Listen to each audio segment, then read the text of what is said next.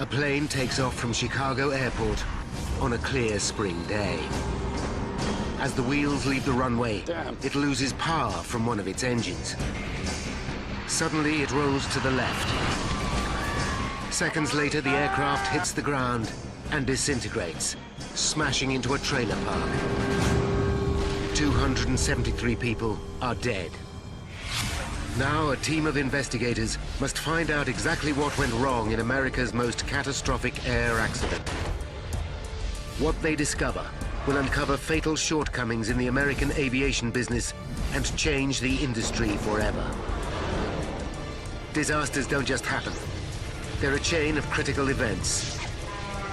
Unravel the clues and count down those final seconds from disaster.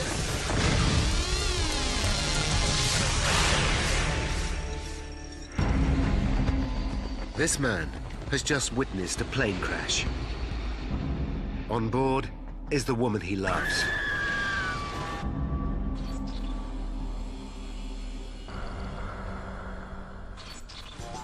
North America, Illinois, Chicago. May 25th, 1979, 12 noon. America's third biggest city, with the busiest airport in the world. Every minute, a plane lands or takes off from O'Hare International Airport. More than 2,000 flights a day. This is one of the most crowded airspaces in the world.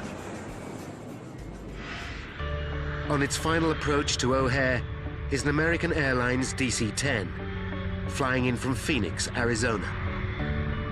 At the controls is 53-year-old Captain Walter Lux.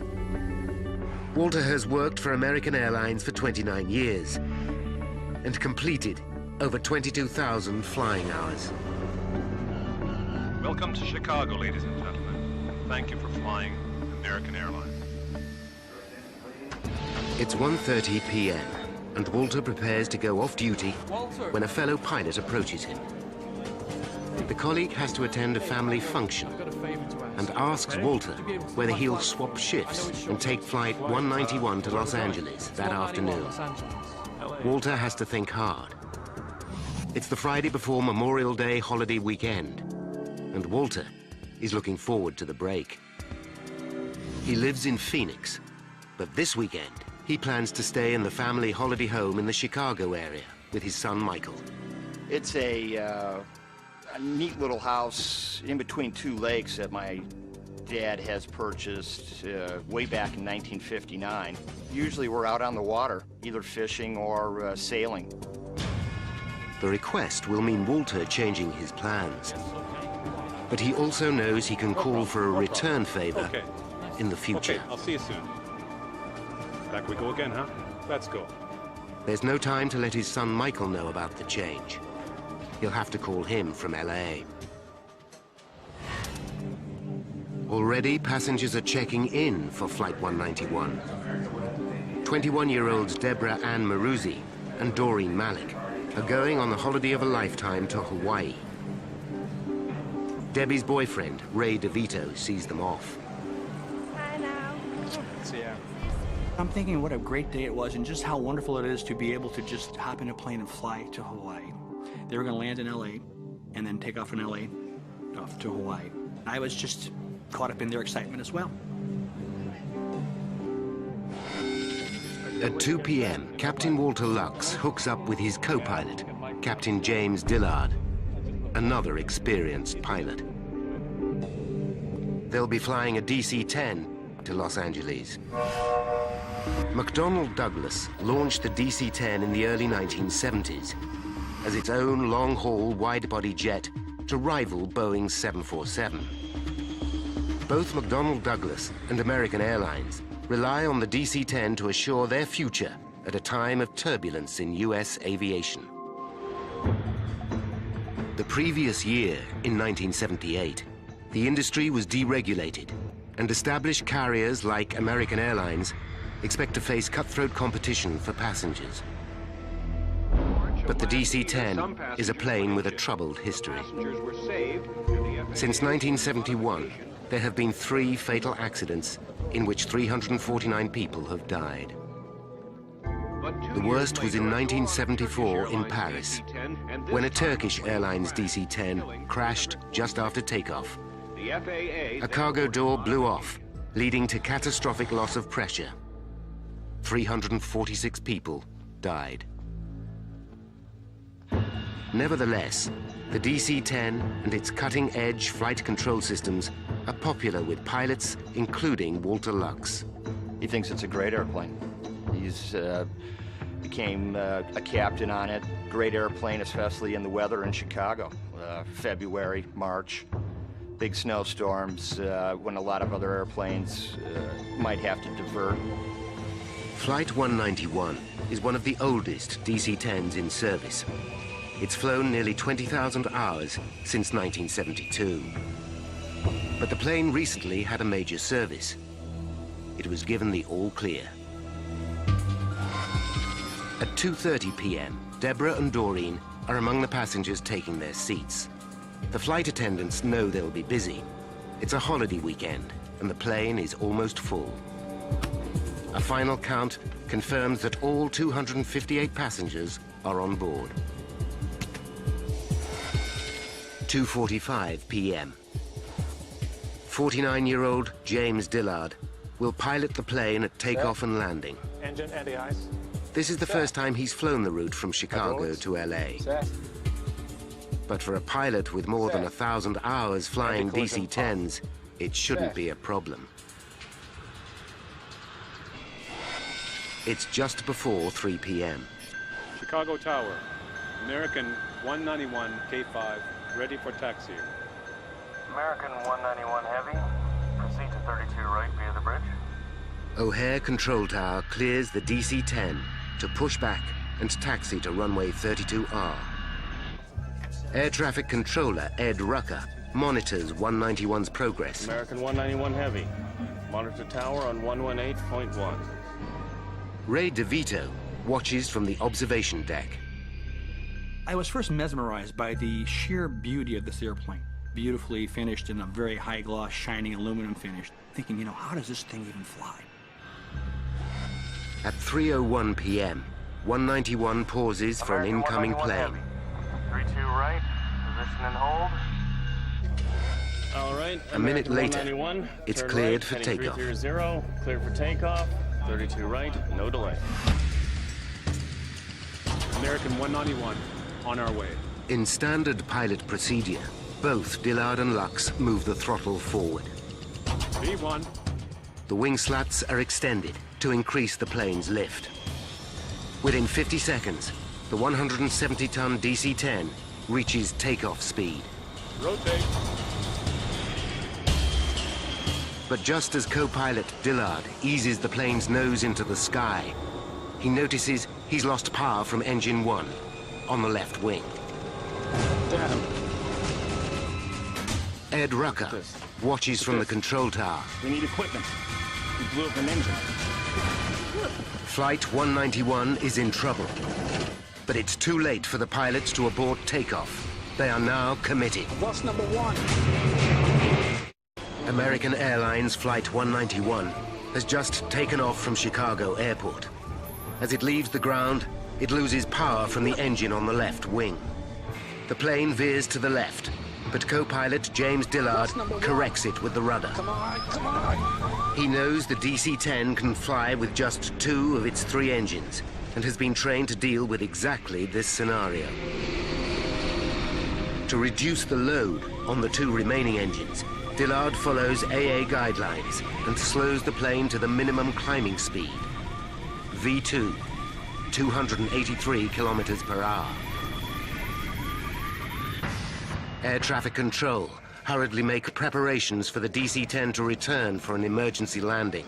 All right, American 191 Heavy, do you want to come back? And to what runway? The pilots know the emergency is far from over, but they have the plane climbing evenly again, though slightly slower than normal. Just beyond the airport's runway are a trailer park and the Chicago Police Canine Training Facility. Sergeant Ken Berger has been training dog teams in search and pursuit techniques for 17 years. Today's training exercise involves Ken playing a fugitive. I can hear a plane approaching. The engine is backfiring. It's sputtering. It's nearing. Suddenly, just 20 seconds after leaving the ground, Flight 191 is in desperate trouble. What the? Without warning, the plane starts to roll to the left. Ray DeVito is still on the observation deck. He watches in horror. There are two fireballs, like flak from a World War II movie. Two big bangs with a red flash fire, and then it begins to roll over. Within seconds, the aircraft banks dramatically to the left.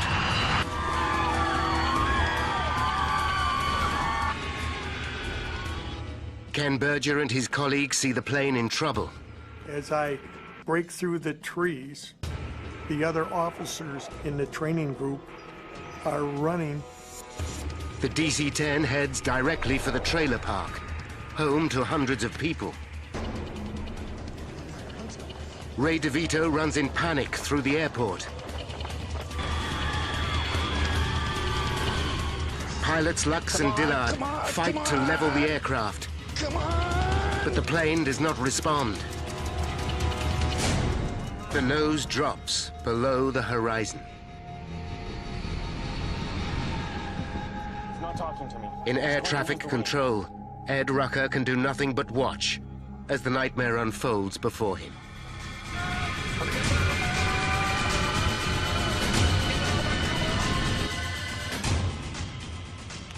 Flight 191 smashes into the ground just short of the trailer park.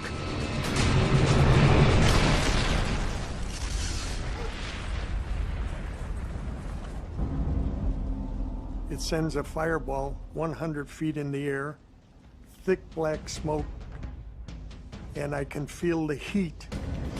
5 kilometers away in the airport terminal, Ray DeVito is aware of the crash. I streak down the stairs, and as I'm doing so, I can hear the explosion, the faint rumble on the ground as the plane exploded. In the impact, debris smashes into mobile homes. As he emerges from the terminal, Ray DeVito senses the seriousness of the crash. I run out of the terminal, into the street, and now I see the huge smoke cloud.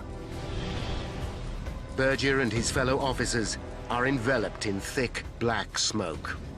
There's fire, ground fire, a very acrid smell in the air of burning fuel, of burning flesh. Ray DeVito finds his way onto the airport tarmac and sprints towards the crash site, along an active runway. I'm thinking as I'm running, dear God, let her be safe, let the aircraft be safe, let this not be as bad as it looks. Could Deborah, or anyone on board Flight 191, survive such an horrific crash? American Airlines Flight 191 crashes. Just 31 seconds after taking off from Chicago's International Airport. 271 people are on board. Ray DeVito races to the scene to find out if his loved one is among the survivors. 3:15 p.m. Just 11 minutes after the crash, the first firefighters arrive. Among them is paramedic John Heavey. There was a haze in the air, and the one thing I distinctly remember was the absolute, utter silence. No sounds, nothing whatsoever.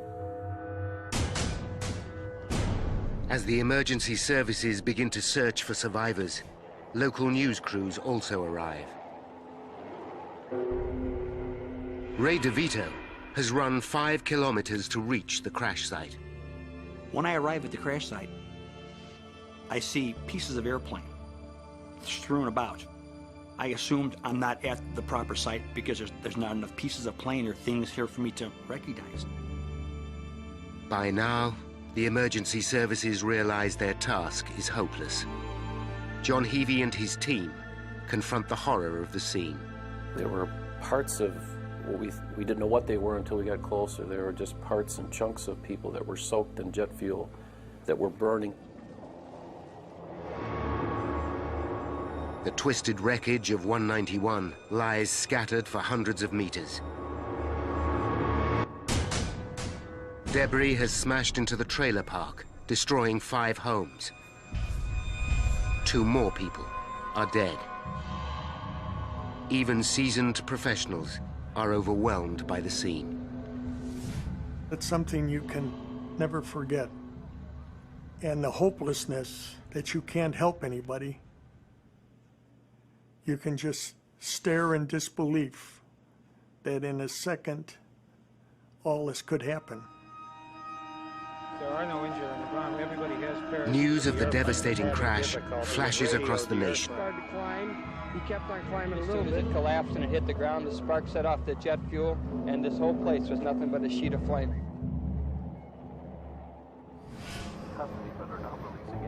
In Phoenix, Arizona, the news alerts Michael Lux, son of pilot Walter Lux. When he hears the flight was out of Chicago, he's relieved. He knows it cannot be his father. I knew my father had flown the trip from Phoenix to Chicago, so I thought, oh, thank God, he flew that trip home, so it's not him. At the crash site, Ray DeVito finally accepts the inevitable. His girlfriend, Deborah, is dead. I feel complete hopelessness. I can't help anybody. I'm here. I'm right where everybody was, and there's nobody here.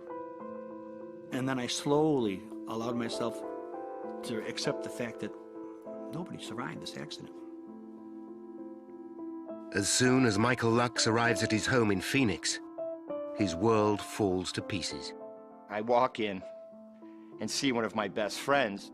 He just has this look that I've never seen, and I was startled, and then I realized our house is full of people, and, you know, where's my mom? What's going on?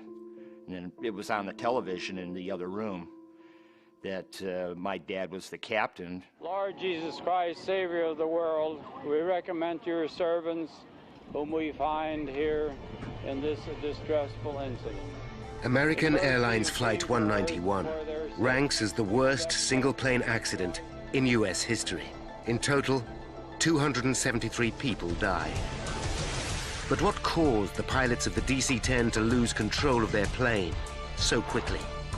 Now, by going deep into the official investigation, we can reveal the calamitous chain of events that led to the crash of 191.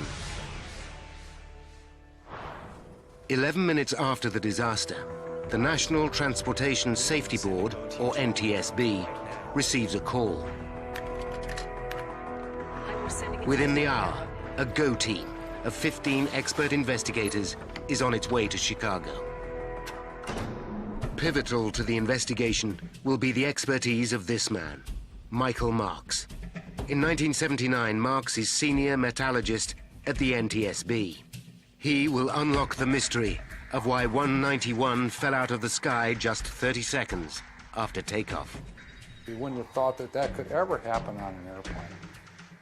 So it is a shock. It's a shock to you and I and everybody in the world that this type of thing happened. Marks knows that the GO team must come up with results fast. But the task is epic. Evidence is scattered over a square kilometer, and the horrific crash brings intense scrutiny from the world's media. The investigators know this is the 4th fatal accident involving a DC-10 since its introduction in 1971. Including Flight 191, 622 people have died in DC-10 accidents. But there are many potential causes for an air disaster. An electrical fault, a design failure, an explosion, pilot error. The team's priority is to find the black boxes, the flight data recorders. The information they hold is so vital, they are enclosed in armored casing. So-called black box that can take a tremendous amount of impact force as well as fire damage before it becomes useless. But could they have survived an impact of this magnitude? Until they find the black boxes, the NTSB experts must start at the very beginning. Weather conditions were perfect for flying, and air traffic control report no obvious outside interference, such as another plane or a collision with a flock of birds. But one thing is immediately clear. Halfway down the runway, they find the remains of Engine 1. It must have detached from the wing during takeoff. The question is, why? The investigators hope to find the answer among the debris, scattered over hundreds of meters. There may be some very small or individual components that would give you the actual cause of what happened. And it's referred to as the golden nugget. It's vital to understand why the engine fell off, and fast. If the DC-10 has a design fault, the consequences for aviation will be huge. Nearly 300 DC-10s carry almost 150,000 passengers worldwide every day. Are they all at risk? The pressing question is, did the loss of the engine alone cause the crash? Or was it part of a catastrophic sequence of events? They hope that the answers will be stored in the black boxes, but to their frustration, they still have not been found. And the team struggles to identify anything meaningful amongst the wreckage. While the search continues, the team turns to eyewitnesses, and their luck changes. They uncover an extraordinary piece of evidence. An amateur photographer at O'Hare Airport captured the final moments of Flight 191. Photo shows smoke or vapor trailing from the left wing. Was there a fire on board? The evidence from one key eyewitness suggests an explosion. My name is Edward Rucker. Air traffic controller Ed Rucker is one of the first to be Federal interviewed. Aviation Administration. I saw a flash from the left wing. I told my supervisor there was an explosion. Could the downing of Flight 191 be the result of sabotage or a terrorist attack? The plane completed its takeoff and then began As the investigators gather more eyewitness accounts, it becomes clear that a bomb is not responsible. The testimonies of 60 people point to one stunning moment. During takeoff, they all saw Engine 1 swing forward, then flip up and over the top of the wing.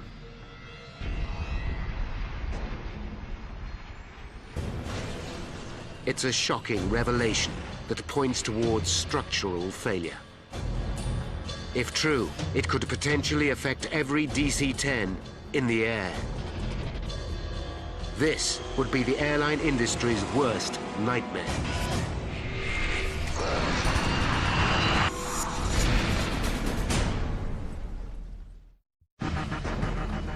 A team of experts from the National Transportation Safety Board investigates America's worst single-plane accident. They know that Flight 191 lost an engine at takeoff. But the loss of one of the DC-10's 3 engines should not be sufficient to bring it down. Yet the plane crashed just 31 seconds later. 273 people are dead. The public reels in shock, and the media demand answers. But even with NTSB experts analyzing the crash, senior investigator Woody Driver is forced to admit they are far from an explanation. I'd like to this time ask for your help. We need some assistance in getting any kind of pictures that anybody in the area took of that aircraft while it was in flight. The team focus their inquiry on why the engine fell off. The finger of suspicion points directly at the structure that holds the engine to the wing. The DC-10 has 3 engines, each weighing more than 5 tons. One is on the tail, The other two hang from the wings, each connected by the pylon. A pylon attaches to the wing at 3 points, 2 at the front, 1 at the rear. It has dozens of components, and every one could have shattered in the final impact. The team aimed to recover every piece of the structure that attached Engine 1 to the left wing. They comb the debris field. With help from local police, the parts are taken to a hangar at O'Hare Airport. There, NTSB experts painstakingly piece together and minutely examine every fragment. With every part, the question is, was this damaged in the crash, or was it faulty before the crash? Then comes the breakthrough they're waiting for. A policeman discovers the 2 black boxes. Hey guys! But the digital flight data recorder is badly battered. This records the status of all the aircraft's instruments prior to the crash. Crucial technical data may be lost. The second box, the cockpit voice recorder, records what the pilots say during the final critical moments. This is in better condition and seems more promising. Both recorders are immediately flown to NTSB headquarters in Washington, D.C. for analysis. 191 at K5, ready for taxiing. The team inspects the cockpit voice recording first and listens to the dialogue between the pilots and air traffic control. On our way. What they hear is routine until 1 second before takeoff. Rotate. When suddenly, co-pilot Dillard utters a single word. Damn! Then, the tape goes silent.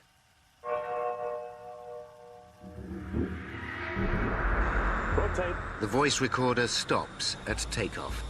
It will reveal nothing more. Damn!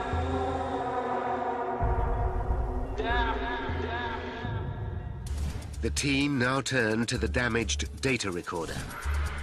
The armored casing survived the crash, but the digital tape inside is torn.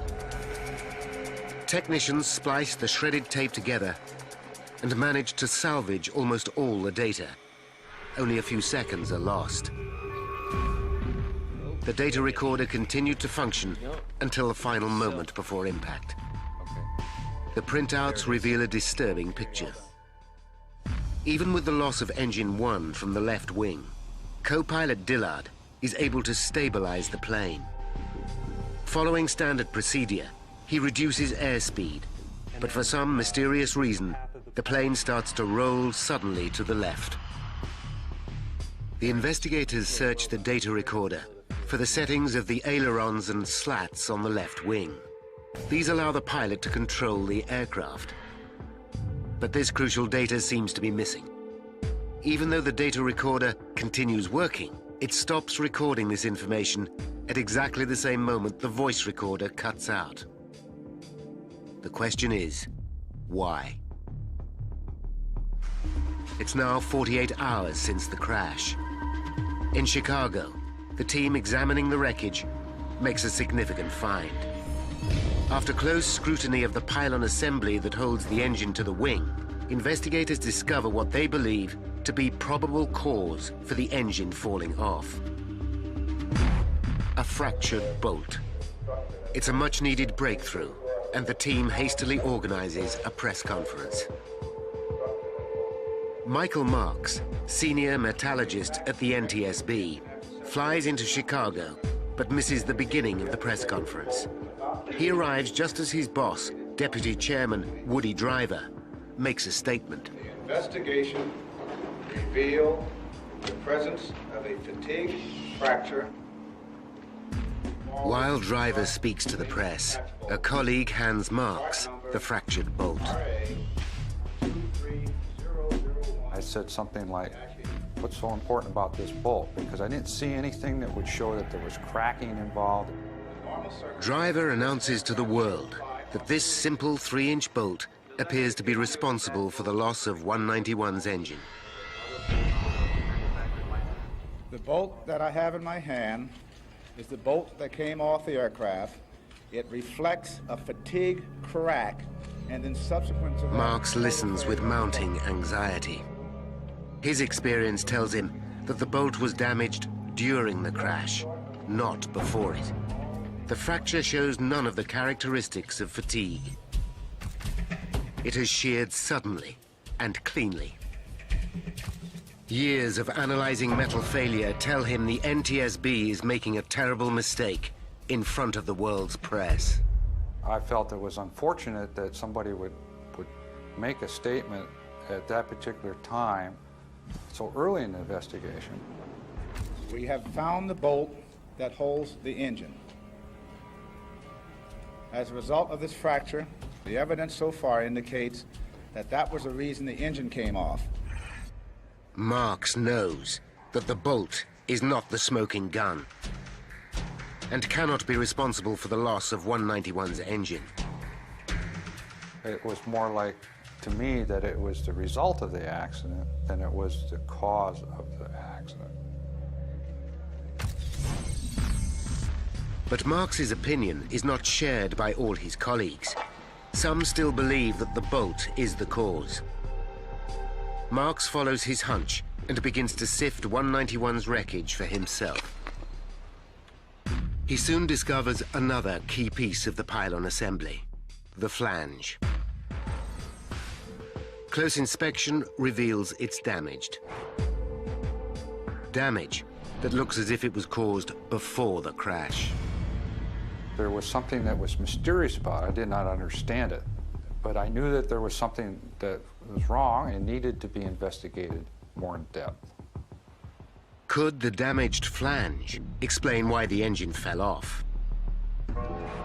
Marks and the team decide to check 191's service history.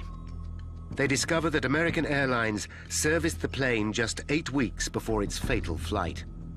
Whenever you have something happen to an airplane where there's been maintenance in the past, you start looking at what was accomplished during that maintenance operation. Bud Lehner, NTSB head of engineering, visits American Airlines maintenance facility in Tulsa, Oklahoma. He discovers serious irregularities with the way AA carries out the work. In addition to the routine service, American Airlines replaces the bearings that attach the pylons to the wing. To complete the modification, the engine and pylon must be removed from the wing. The plane's manufacturer, McDonnell Douglas, advised the engine to be detached before the pylon is taken off. But American airline engineers have developed a shortcut of removing the engine and pylon as one whole unit, using nothing more sophisticated than a forklift truck. This procedure saves 200 man-hours and thousands of dollars for each of American Airlines' 40 DC-10s.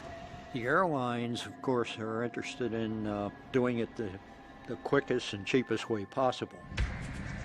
Lowering 6 tons of metal is a delicate procedure. If the forklift truck is in the wrong position, the engine will rock like a seesaw and jam against the pylon attachment points. The forklift operator is guided by hand and voice signals. The position must be perfect, or the operation has the potential to cause damage. Bud Lehner discovers that senior management at Tulsa is not aware of this potential pitfall. We were a little bit surprised that somebody hadn't observed this operation and thought beforehand that there's a possibility that this is going to cause some damage that could be catastrophic. The team also discover that the modification to 191 did not run smoothly. Engineers started to disconnect the engine and pylon from 191's wing, but changed shift at a crucial moment in the procedure. During the handover, the engine and pylon were left supported by the forklift truck. When work resumed, the pylon was jammed against the wing mounts. The forklift was not carrying the load evenly and had to be repositioned before the pylon could be released. Bud Lehner calls Michael Marks at the NTSB labs with the news. it just like a light bulb went off. And it just all came to me. And so I said, but not only do I think it could have been caused by something striking it, I can prove it. The flange is on a bulkhead, bolted to a clevis. When the bolt is removed to detach the pylon, the flange can move up against the clevis. Marks looks at the flange again. It's not just cracked, it's also bent, exactly matching the curve of the clevis. Since the flange can only come into contact with the clevis when the bolt is removed, the crack must have been caused during the removal of the engine and pylon for maintenance. Finally, Marks knows why the engine broke away from the wing. He's also uncovered shortcomings in the way the DC-10 is serviced by American Airlines. But Marks is aware that DC-10s are able to fly with just 2 engines. Airplanes don't crash just because an engine comes off. We've had other engines that have come off and flown away and landed, and nobody gets hurt. There had to be other reasons why this particular accident happened. The spotlight turns to the pilots. Was pilot error responsible for the crash of 191? Back in Chicago, the NTSB team are making headway. They find a 1-meter piece of the left wing on the runway, where the engine fell off. The piece has been ripped away from the rest of the wing. It's a significant clue. This part of the wing carries the hydraulic controls for the slats, which are vital for takeoff. The investigators begin to understand what happened. The engine pylon broke away at the weakened flange. The engine swung round the front mount, up and over the wing, ripping out 1 meter of the leading edge, including the hydraulic control. This is crucial information. At takeoff, the slats on the leading edge extend to increase lift. Without the hydraulic system to hold them in place, wind pressure causes the outboard slats to retract. This reduces lift on the left wing, and the plane rolls to the left. The team has made a major breakthrough. But the DC-10 design includes a backup hydraulic system. Although this was also damaged, there was still enough fluid to re-extend the slats. What's more, instruments in the cockpit would warn the pilots that the slats had retracted. So why didn't Dillard re-extend them? The team realized the answer lies in the abrupt ending of the cockpit voice recording. The takeoff was regular. The electrical circuit that operates both the voice recorder and the slat warning system was powered by the engine on the left wing. You've got pitch, speed, altitude, everything seems normal going down to right about there. When the engine tears away from the plane, both lose power, leaving Dillard with no idea that the slats are incorrectly positioned. But Dillard should still have been able to fly the plane. He was flying the airplane. He was literally flying it out after the engine came off, after the slats came back. So did Dillard deviate from the emergency procedure? The flight data recorder shows that when he lost engine 1, Dillard reduces speed to V2, exactly as trained. V2, 283 kilometers per hour, is the aircraft's minimum climbing speed. Dillard was doing everything by the book, yet still, the plane crashed. Marks and the investigation team start to question whether the emergency procedures are at fault. As part of any plane development, pilots rigorously test its handling in a variety of situations. But the investigators discover that DC-10 tests never covered a situation where the engine and pylon fall off and the slats retract. Calculating the exact effect on the aerodynamics, the team recreate 191's flight in a simulator. 70 takeoffs are simulated with exactly the same catastrophic loss of engine and slat retraction. 13 pilots try to correct the plane, following the emergency instructions. Not one manages to save the aircraft. It's a shocking revelation. The training manual is wrong. The investigators conclude that reducing speed when the slats are retracted is the worst thing a pilot can do. It guarantees that the plane will stall in mid-air. This is exactly what happened to Flight 191. Captain Lux and co-pilot Dillard are not to blame. The news comes as a relief to Walter Lux's son, Michael. It just gave him a little vindication that he was doing everything like any other senior captain would do in that terrible situation.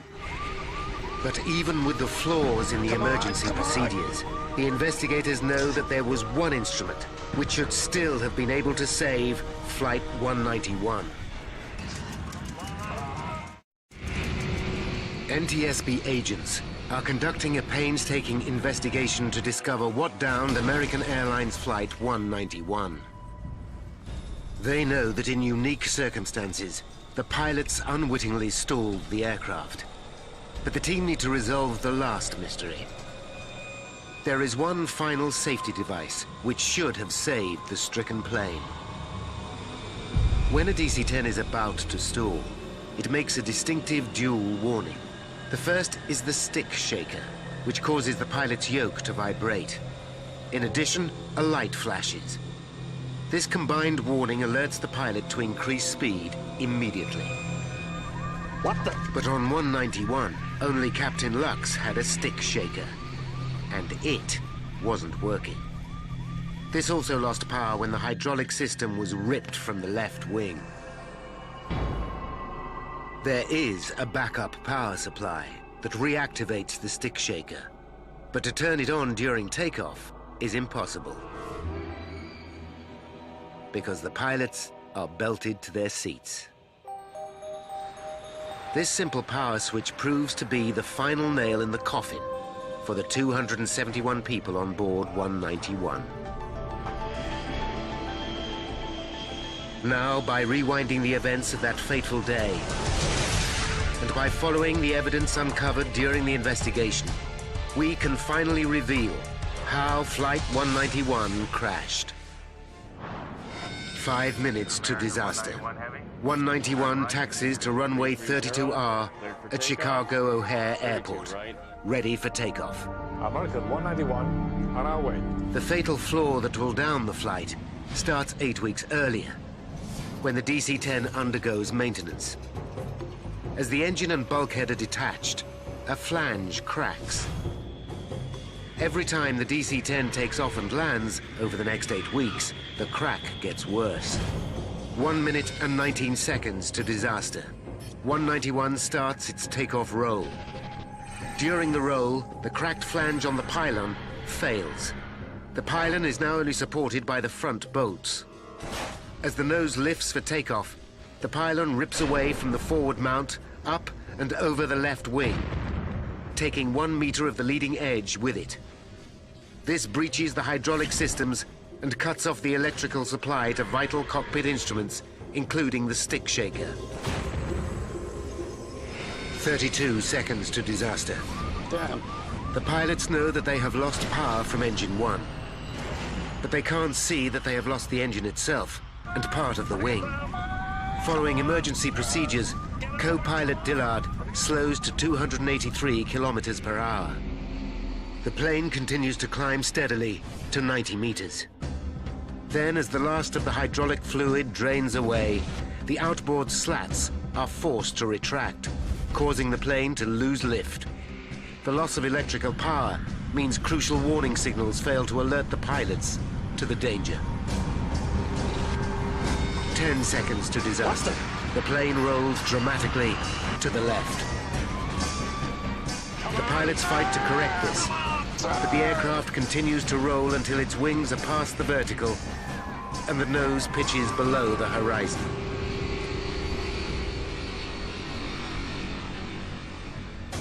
At 4 minutes past 3 and 5 seconds, 191's left wingtip hits the ground and the aircraft explodes.